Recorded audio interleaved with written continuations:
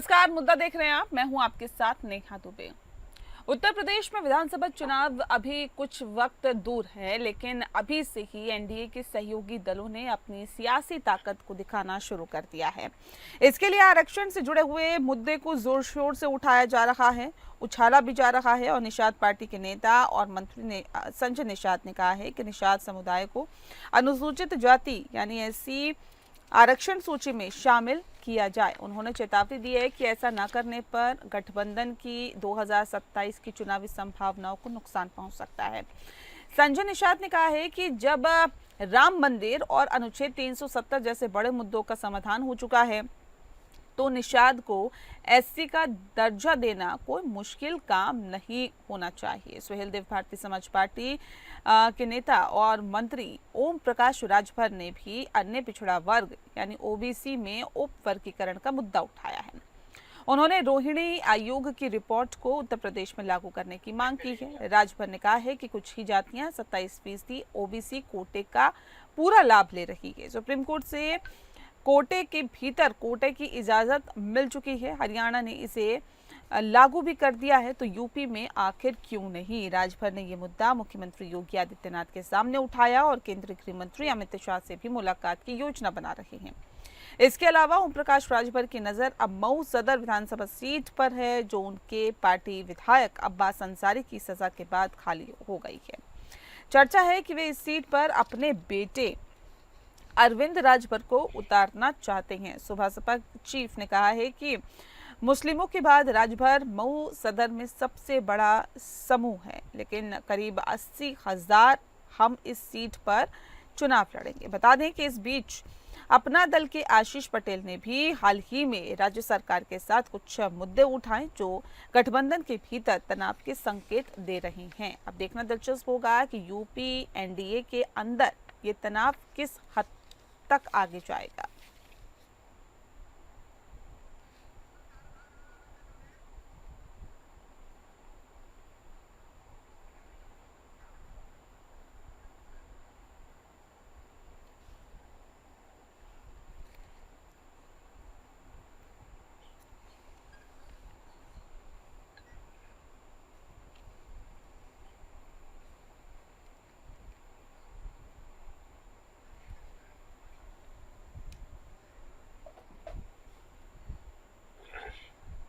और चलिए इस विषय पे तफसील से चर्चा करेंगे। खास मेहमान हमारे साथ मौजूद है, उनसे आपका परिचय करा देते हैं। इस वक्त हमारे साथ गौरव चाचरा जी हैं, प्रवक्ता हैं समाजवादी पार्टी के। गौरव जी, बहुत स्वागत है आपका। हमारे साथ गुलशन आनंद जी जुड़ गए हैं, नेता हैं बीजेपी के। आपका बहुत स्वागत है गुलशन जी। और सुभाष चंद्र यादव जी भी हमारे साथ जुड़े हुए हैं, प्रवक्ता हैं एसबीएसपी के। स्वागत है आपका सुभाष जी। हमारे साथ विनय राय जी भी जुड़े हुए हैं, जो कि मैनेजिंग एडिटर हैं एपीएन के। बहुत स्वागत है सर आपका भी। इस खास कार्यक्रम की शुरुआत करते हैं सुभाष चंद्र यादव जी के साथ। सुभाष जी, क्या मांगे हैं आप लोगों की? और अभी हालांकि विधानसभा चुनाव में वक्त है, लेकिन उससे पहले ये जो मांगे हैं आप लोगों की तरफ से उठाई गई है, पहले तो विस्तार से अपनी मांगों को बताएं। देखिए नीरा जी, जो हमारी मांगे हैं कोई नई तरह से मांगे नहीं है, ये पुरानी मांगे चली आ रही हैं। हाँ। कि जिस प्रकार 21 जातियों को 27% आरक्षण मिलता था, उन जातियों का उपवर्गीकृत करते हुए जो जातियां राजनीतिक रूप से अभी भी पिछड़ी हुई, जिनको अभी तक उनकी राजनीतिक हिस्सेदारी नहीं मिल पाई है, उन जातियों को उनका हक दिया जाए। इन्हीं सब चीजों को लेकर हमारे राष्ट्रीय माननीय ओम प्रकाश राजभर जी ने प्रदेश के यशस्वी मुख्यमंत्री आदरणीय योगी आदित्यनाथ जी को पत्र लिखा। और जाहिर सी बात है कि ये चीजें बहुत पहले हो जानी चाहिए। जिस प्रकार की बात समाजवादी पार्टी या दूसरे जो विपक्षी दल करते रहते हैं कि जो पीडीए का नारा देते हैं पिछड़ों का दलितों का, तो सही मायनों में नेहा जी पिछड़ों का दलितों का अल्पसंख्यकों का हक मारकर खाने वाले यही लोग थे। क्योंकि सामाजिक न्याय समिति जो गठित हुई थी वो 2001 के अंदर गठित हुई थी, तत्कालीन मुख्यमंत्री राजनाथ सिंह जी ने की थी। और उस कमेटी के जो अध्यक्ष थे हुकुमदेव सिंह जी, और 8 अक्टूबर 2001 को उस कमेटी ने अपनी रिपोर्ट सबमिट कर दी। उसके बाद इस प्रदेश के अंदर 4 बार बहुजन समाज पार्टी की सरकार रही, 4 बार समाजवादी पार्टी की सरकार रही, तब इन्हें पिछड़ों को दलितों के अल्पसंख्यकों की याद नहीं आई। सुहेल देव भारतीय समाज पार्टी वास्तव में पिछड़ों दलितों की जो बात कहती है वो धरातल पर लेके जाने का कार्य करती है। तो इस प्रकार की जो जातियां आरा हो गई, अरकवंशी हो गई, बंजारा हो गई, बिंद हो गई, खरवार हो गई, ये जातियां आज भी राजनीतिक रूप से बहुत ही पिछड़ी हुई है। आज कई जगह देख लीजिए आप, अभी भी हिस्सेदारी इसके अंदर इनको राजनीतिक जो मिलनी चाहिए वो हिस्सेदारी इनको नहीं मिल रही है। जबकि जो लाभ पहले से जिनको मिल चुका है उनसे लाभ को बांटते हुए इन जातियों को जो अभी भी वंचित है, राजनीतिक रूप से देखा जाए तो बहुत सारे ऐसे नेता हैं समाजवादी पार्टी के, विपक्ष के नेता, इन जातियों का सरनेम तक भी इनको नहीं पता होगा, लेकिन पीडीए का नारा ये लोग देना शुरू कर देते हैं। ये जातियां भी इसी पीडीए के अंदर आती हैं, लेकिन राजनीतिक हिस्सेदारी जब देने की बारी आती है तब कहीं न कहीं ये राजनीतिक पार्टियां अपनी कन्नी काट देती है। सुहेलदेव भारतीय समाज पार्टी इन्हीं जातियों को राजनीतिक हिस्सेदारी देने की मांग कर रही है। ठीक है गौरव जी, पिछड़ा दलित अल्पसंख्यक पीडीए जिसका जिक्र आप लोगों की तरफ से किया जाता रहा है, जिसका अब जिक्र अभी सुभाष चंद्र जी कर रहे थे, कह रहे वाकई अगर पिछड़ा दलित और अल्पसंख्यकों की आप बात कर रहे हैं तो हमारी मांगों का समर्थन करना चाहिए। करती है क्या समाजवादी पार्टी? जायज है इनकी मांगे? अभी ये कह रहे थे आरक्षण के हिसाब से हिस्सेदारी, पॉलिटिकल हिस्सेदारी। अरे भाई साहब, 2024 के चुनाव में किनको टिकट दिया हमने? दलित, कुर्मी, पटेल, कुशवाहा, शाक्य सैनी, यादव, मुस्लिम, निषाद, बिंद, जाट, ब्राह्मण, क्षत्रिय, भूमियार, राजभर लोधी, और इन सब लोगों का मैं धन्यवाद देता हूं। इन सभी लोगों ने 2024 के चुनाव में भारतीय जनता पार्टी का जो विजय रथ था उसको रोकने का काम किया है। उत्तर प्रदेश में हमको इतने ज्यादा सांसद देने का काम किया है। दूसरी बात मैं बोलता हूँ, जब ये 2017 से लेके 22 तक हमारे साथ थे, 22 के बाद ये सत्ता की मलाई चाटने के लिए एंटी आरक्षण नीति का हिस्सा बनके भारतीय जनता पार्टी की सरकार की गोद में जाके बैठ गए। आज इनको फिर से आरक्षण याद आ रही है। क्यों? क्योंकि माननीय राष्ट्रीय अध्यक्ष श्री अखिलेश यादव जी ने जो पौधा पीडीए का उगाया है, जो आरक्षण की बात रखी है, सामाजिक न्याय की बात रखी है, जो जाति जनगणना की बात रखी है, इसलिए ये लोग भी मोल्ड होके अब दोबारा से बैकफुट पे आ गए हैं। On the floor of house माननीय राष्ट्रीय अध्यक्ष जी ने कह दिया था कि देख लेना एक दिन भारतीय जनता पार्टी के लोग भी आरक्षण की बात करेंगे, वो भी जाति जनगणना की बात करेंगे। आज ये लोग बैकफुट पे आए हैं, इसके लिए माननीय राष्ट्रीय अध्यक्ष जी का धन्यवाद देता हूँ। और जैसे 2027 इनकी मांग जायज है या नहीं है? इनकी मांग जायज है या नहीं है? इनको सुना जाना चाहिए, नहीं सुना चाहिए? बिल्कुल बिल्कुल हिस्सेदारी होनी, जिनकी जितनी जिसकी संख्या बारी उतनी उसकी हिस्सेदारी। पहले जाति जनगणना होगी, उसके बाद सामाजिक न्याय आएगा, उसके बाद सबकी हिस्सेदारी उसी हिसाब से। समाजवादी पार्टी इस मुद्दे पर भारतीय सुहेलदेव पार्टी के साथ खड़ी है ना? देखिए, आरक्षण की बात पे बिल्कुल हम साथ में हैं, हम लोग साथ में हैं बिल्कुल। पीडीए की बात जहाँ आएगी, पीडीए का आरक्षण की बात आएगी, जहाँ जहाँ पीडीए पे अन्याय, उत्पीड़न, अत्याचार होएगा, समाजवादी पार्टी उसके साथ खड़ी होगी। ठीक है, देखिए एक बहुत अहम चीज ये भी है कि मुलाकातें भी कई हो चुकी हैं। गुलशन जी, भारतीय जनता पार्टी के बड़े बड़े नेताओं से मुलाकात हो चुकी है और अब अमित शाह से मिलने की भी योजना बनाई जा रही है। सवाल ये है कि जब डबल इंजन की सरकार है, फिर अपनी मांगों को इतने दिक्कतों के साथ क्यों उठाना पड़ रहा है? कभी योगी आदित्यनाथ से मुलाकात, कभी तमाम भारतीय जनता पार्टी के और नेताओं से मुलाकात। आप लोग भी तो बात करते हैं ना कि जो पिछड़े लोग हैं उनको मिलना चाहिए न्याय। तो फिर न्याय मिलने के लिए या न्याय दिलाने के लिए इतनी आवाज को तेज क्यों करना पड़ रहा है? गुलशन जी, क्यों नहीं सुना जा रहा इनको? अपनी बात को रखना, नेताओं से मिलना, ये कोई अपराध या पाप की श्रेणी में थोड़ी आता है। आदरणीय निषाद जी या राजभर जी हमारे सहयोगी हैं। हाँ। और हर तरीके के सहयोगी हैं। लेकिन अब जो लोग पीडीए के नाम पर, आदरणीय गौरव जी अभी कह रहे थे पौधा लगाया, पौधा नहीं लगाया आपने, वो विषबेल पैदा करी है समाज को बांटने के लिए। जरा आपने सत्ता का समय याद, आपने क्या क्या नहीं किया, कौन किसकी गोद में जाके बैठ गया। अब आदरणीय राजभर जी, निषाद जी आपको बुरे लग रहे हैं कि गोद में बैठ गए जाकर। ये राजनीतिक के दौरे हैं, ये चलते हैं। कौन किसके साथ बैठकर सरकार बनाता है, कौन कितना साथ चलता है। हमने बहुत लंबा, आदरणीय राजनाथ सिंह जी का आभारी होना चाहिए जिन्होंने आरक्षण वाली बात को और आगे तक बढ़ाया, नीचे तक। आज उसी के साथ साथ सारे चल रहे हैं। और केंद्रीय और प्रदेश नेतृत्व वो जानता है कि पिछड़े, अति पिछड़े, SC ST के लोगों के साथ कितना पाप और अन्याय आज हुआ है। और उसी पाप और अन्याय से बाहर निकल कर आदरणीय निषाद जी, आदरणीय राजभर जी हमारे साथ आए हैं। जब आपने उनकी नहीं सुनी, आज आपने पीडीए बना दिया, पीडीए में आपने ए से अल्पसंख्यक भी जोड़ लिया आपने। जरा आप ये तो सोचिए कि अल्पसंख्यकों के नाम पर आपने कितना घोर अन्याय किया, कितना अत्याचार किया तुष्टीकरण के नाम पर। तब आपने किसी को बख्शा नहीं। आपके सामने सब हिंदू नजर आते थे। तब आपको लगता था कि इनके साथ जितना जो भी हम पाप अन्याय करेंगे हमारा मुस्लिम वोट बैंक उतना मजबूत होगा। और वो विश बिल जो आपने लगाई है ना, ये लोकसभा के अंदर जो आपको जरा सा बूस्ट मिल गया, उसके दम पर ज्यादा इतराइए मत। चुनाव आ रहे हैं सामने, राजभर जी भी हमारे साथ हैं, निषाद जी भी हमारे साथ हैं, हम भी इनके साथ हैं, इनकी मांगों का समर्थन करते हैं।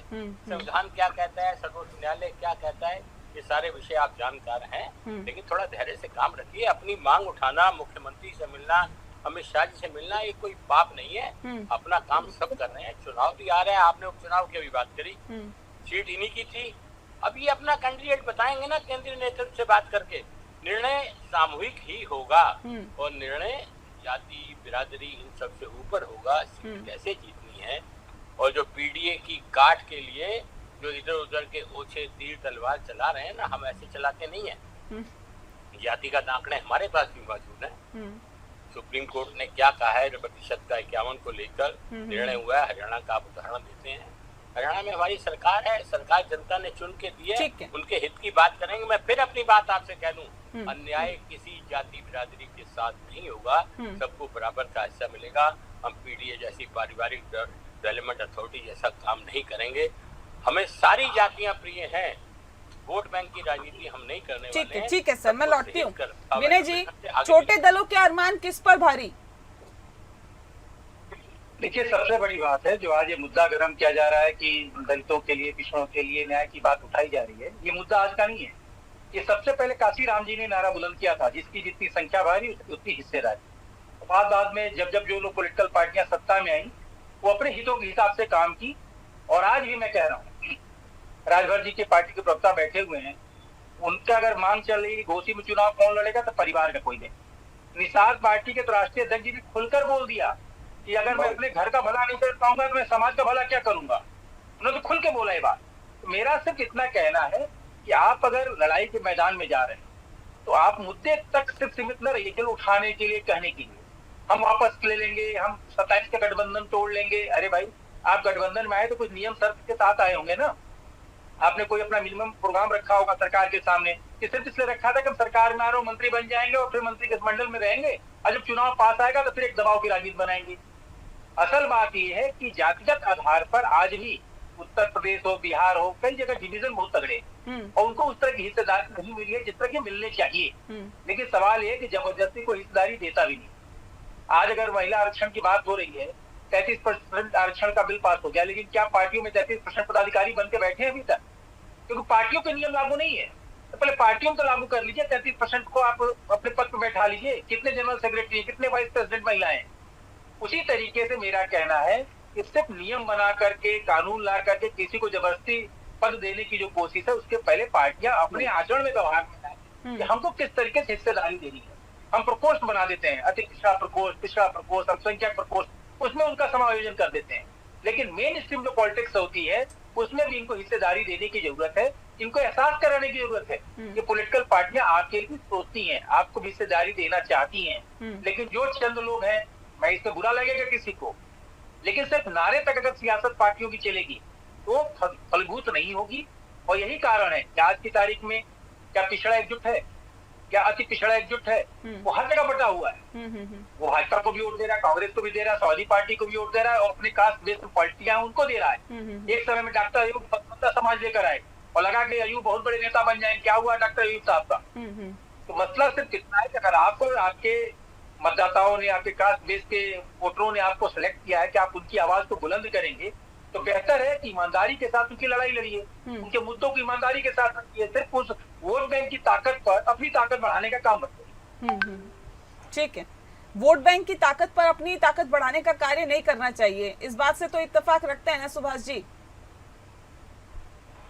देखिए नेहा जी, बहुत सारे सवाल हुए, बहुत सारे आरोप लगाए गए। थोड़ा सा समय लूंगा और बारी बारी से सवाल पे जवाब दूंगा। सबसे पहले तो मेरे काबिल दोस्त समाजवादी पार्टी के बड़ी बड़ी बातें कर रहे थे कि इन्होंने इनको टिकट दे दिया, इन्होंने इनको टिकट दे दिया, और इन्होंने बहुत अच्छा जिक्र किया कि हमने यादवों को टिकट दिया। यादवों में इन्होंने टिकट दिया, 6 लोग सांसद बन के आए हैं, और वो 6 के 6 सैफई परिवार के यादव हैं। आजमगढ़ के अंदर को दूसरा यादव नहीं मिला। अरे महाराज सुन लो जरा, सुन लो जरा, पेट में दर्द होने लग गया, अभी सही पेट में दर्द होने लग गया। अभी तो दवाई देनी शुरू की, अभी दवाई देनी, आपके पेट में मुड़ने लग गई।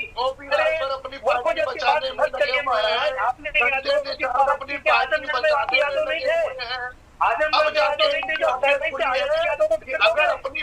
जातिगत जनगणना की तो बात कर रहे हो,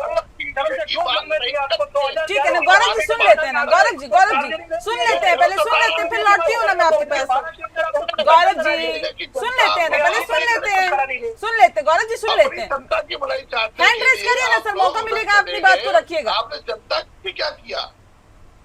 ठीक पीडीए की जनता माफ नहीं करेगी। आपको जो डर सता रहा है, नहीं ऐसे नहीं करना ना, ऐसे नहीं करना गौरव जी, हैंड रेस करिए ना, मौका मिलेगा, ऐसे नहीं, ठीक नहीं है। एक दूसरे को इंटरप्ट नहीं करना प्लीज। सुभाष जी बात पूरी करिए अपनी जल्दी से। इस तरह से नहीं होती ना, इनके बारे में जब मैं नहीं बोल रहा हूँ तो सुनना नहीं बोलेंगे, अब अपनी बात को रखिए प्लीज। नेहा जी यही दुर्भाग्य है कि समाजवादी पार्टी में धैर्य नहीं है, इसीलिए कहा जाता है कि जहाँ सपा का झंडा हुआ कोई न कोई बैठा गुंडा, और ये गुंडे मुद्दे पे रहिए ना, मुद्दे पे रहिए प्लीज, मुद्दे पे रहिए। मैंने धैर्यपूर्वक सुना। इन्होंने यादव की बात ठीक है, मुद्दे पे रहिए। यादव पे आ रहा है, इन्होंने यादवों को टिकट देने की बात की, तो मेरा सवाल फिर तो यही है कि इन्होंने जब 6 यादवों को टिकट दिया था, वो सिर्फ परिवार के यादव, दूसरे यादव इनको नहीं मिले। दूसरे यादव का समाजवादी पार्टी की दरिया और कुर्सियां उठाने के लिए है, उन यादवों को इनकी हिस्सेदारी कम मिलेगी। डिबेट में तो फट से इन्होंने बोल दिया। जिस जातिगत जनगणना की बात कर रहे हैं महाराज, 2011 के अंदर जो जातिगत जनगणना हुई थी, 2014 में हमारे इंडिया की सरकार आई है। 2011 तक तो सरकार आप लोगों की थी कि नहीं थी? 2014 तक 2011 की जातिगत जनगणना के आंकड़े आपने समर्थन दिया था, और जो समाज पार्टी ने केंद्र को समर्थन दिया था। सर देख रही है ना, यूपी की जनता सब देख रही है, उनको भी देख रही है, आपको भी देख रही है, उनको भी देख रही है, सबको देख रही है। यही चीज नेहा जी दुर्भाग्य है कि डिबेट में बैठकर आरोप लगाना बड़ा ही आसान होता है। मिलने भारतीय समाज पार्टी पिछले 20 वर्षों से जातिगत जनगणना की मांग करती आ रही थी। हम तो सत्ता में नहीं थे ना, और जब हम भारतीय जनता पार्टी के साथ में मुद्दों के ऊपर जब सत्ता के अंदर आए, तो आज पूरा देश देख रहा है भारतीय जनता पार्टी की सरकार ने, एनडीए सरकार ने पूरे देश के अंदर जातिगत जनगणना का प्रस्ताव लागू करने का कार्य किया। ये कार्य तो ये लोग भी कर सकते थे ना। समाजवादी पार्टी 2017 के अंदर सरकार में थी। सर आपकी सरकार है, सहयोगी दल है आप, फिर नहीं आप ही हैं, अभी आप ही सहयोगी दल है, सरकार आपकी है, फिर मैं आ रही हूँ सर। मैं गुलशन जी, ये दबाव बनाने की राजनीति है क्या? ये अपनी पार्टी बचाने के लिए दर दर भटक रहे हो, लखनऊ से दिल्ली, दिल्ली से लखनऊ। नेहा जी मैं गौरव चाहता हूँ बोलने दूंगा मेरे डिबेट करने पर तुम आदमी को, इसको मैंने चुप कराइए। नहीं इस तरह से नहीं, प्लीज नहीं प्लीज। कौन है? गौरव सुभाष जी देखिए ऐसे मत करिए ना कि मुझे आवाज डाउन करवानी पड़े, प्लीज। गौरव जी, सुभाष जी, नहीं ऐसे नहीं, ये तरीका नहीं है सर डिबेट करने का। एक दूसरे पर नीचे हमले नहीं करने हैं, मुद्दे पे रहिए ना आप लोग। मैं प्लीज मुझे आवाज डाउन करवानी पड़ेगी। गौरव जी, सुभाष जी, एक दूसरे पे ये तरीका नहीं है सर। आप लोग अपनी अपनी पार्टी को रिप्रेजेंट कर रहे हैं, ये तरीका है क्या? इस तरह से डिबेट होती है क्या?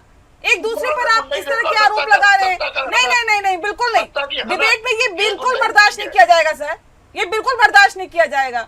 एक दूसरे पर निजी हमले मत करिए, आप लोग मुद्दे पे बात करिए ना, मुद्दे पे बात करिए प्लीज। गुलशन जी, ये क्या छोटे दलों की तरफ से दबाव बनाने की कोशिश हो रही है? नहीं प्लीज, मैं आती हूँ सर, मैं आती हूँ, ऐसे नहीं करिए प्लीज। गुलशन जी, छोटे दलों की तरफ से कहीं ना कहीं दबाव बनाने की राजनीति हो रही है क्या भारतीय जनता पार्टी? आप अगर राजनीतिक रूप से बात करेंगी तो ये ठीक नहीं रहेगा। दबाव कोई किसी पर नहीं बनाता, अपनी बात कहने का तरीका है। प्रवक्ता कितनी शालीनता से बात कर रहे हैं, राजभर जी, निषाद जी मुख्यमंत्री मिल रहे हैं, बात करने में किसी को आपत्ति नहीं होनी चाहिए। कोई ऐसा नया काम नहीं है, सब लोग राजनीति में काम करते हैं, अपनी मांग उठाना। और इस सीट के लिए जो खाली हुई है, सीट के लिए कैंडिडेट आना जायज बात है, आरक्षण के नाम पर अपनी बात रखना जायज बात है, इसमें कोई पाप नहीं है। जवाब तो वो लोग दें जो सत्ता में रहकर जो मलाई चाट रहे थे, आज आरोप मलाई का लगा रहे हैं। कितनी मलाइयां चाटी हैं उन्होंने। और जैसे ही कोई बात आती है, यादव की बात आती है, कोई आदमी बात करता है तो आपको आग क्यों लग जाती है? यादव भी हमारे भाई हैं, यादव भी सिपराधी के, हम यदुवंशियों का सम्मान करते हैं समय से, लेकिन आप राजनीतिक रूप से जब बात करेंगे तो आपको जवाब तो देना पड़ेगा। कितने टिकट दिए और कितने परिवार में दिए, कितने परिवार से बाहर दिए, इसमें बुरा नहीं लगना चाहिए। अपने समय पर जवाब दीजिए, हम भी आपकी बात को सुनने के लिए बैठे हैं। ये उचित तरीका नहीं बीच में डिस्टर्ब करना। रही बात आरक्षण की, आरक्षण की ये सारे चीजें क्लियर हैं। आदरणीय केंद्रीय नेतृत्व और प्रदेश नेतृत्व इस पर बैठ के निर्णय करेगा।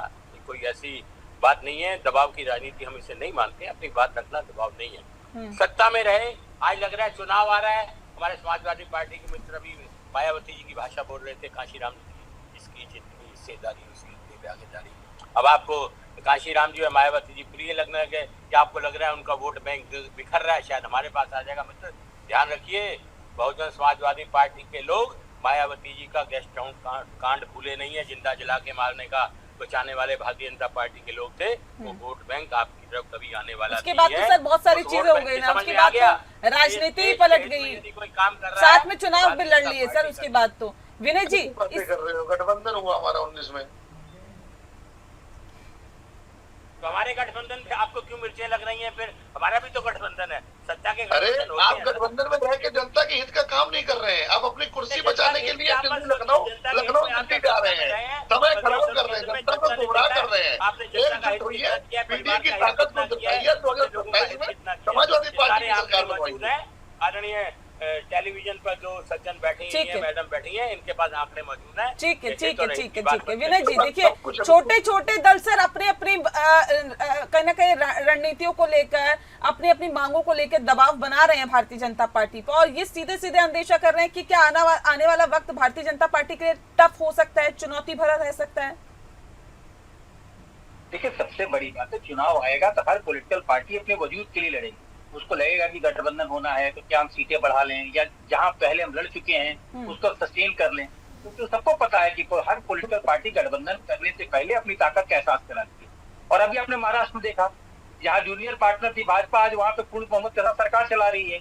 तो सबसे बड़ी चीज है कि जब भी ऐसी स्थिति आती है, हर पॉलिटिकल पार्टी एनालाइज करती है। एक समय तो हरियाणा में खुल करके बीजेपी कहती थी कि हम वहाँ वजूद में नहीं है, हम तो छोटे पार्टनर के तौर पर काम करते हैं, लेकिन आज बहुमत के साथ सरकार चला रहे हैं।